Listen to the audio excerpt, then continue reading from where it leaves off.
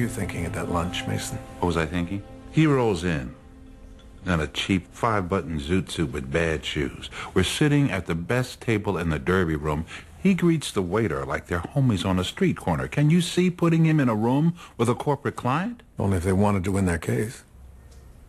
I made sacrifices so he could go to Harvard, so he'd be considered for a corner office instead of a janitorial job. But the price is you've got to act, look, and dress a certain way. Now, I'm sorry if that interferes with his keeping it real, but it's not the way we run things at Andrews Worth. And it's not the way you run things either, unless, of course, you've changed your hiring practices lately. I'm going to win this case, Mason, because that's what I do for my clients. But if you want to settle, I'll help you work out a number. Just make sure it's not a guilty conscience that's telling you to make a deal. My conscience is clear. We'll go to verdict. I'll see you in the morning. But we're winning. Mason Andrews lived through the challenges of segregation on his way to Harvard Law School. Became a pillar in the local African-American community and a famed advocate for civil rights.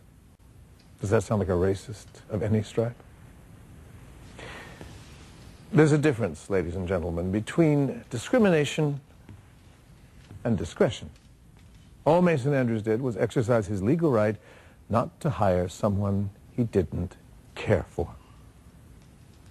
Now, as we all witnessed, Mason Andrews' dislike of Mr. Bennett is steeped in their shared racial heritage. I would even go so far as to admit Mr. Andrews harbors some resentment of young black men like Keith Bennett, but resentment isn't racism. And if you have any doubt of that, ask yourselves, if these two men were white, would we even be here today? I'll call you. Mr. Bennett. Congratulations on the win. You didn't have the law. No, but I had the facts. Some facts, but not proof. I was wrong before when I said no firm would hire you. What, you're looking for more black lawyers over there? No. I need more great lawyers.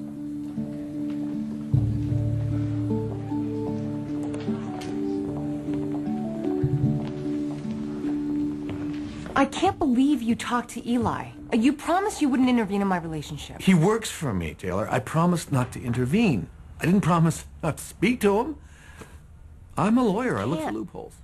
Our relationship is still... It's still complicated, okay? You can't go around bullying him into staying with me. I have not done and have no plans to do any such thing. Nor do I feel the need to. What does that mean? I think Eli is more than a little conflicted about his decision, as any sane man would be. I think so, too. But Taylor, it's equally obvious that he's in a state of confusion. I don't want to see you get hurt. You taught me to fight for the things I care about. I care about Eli. And I know what I want to do.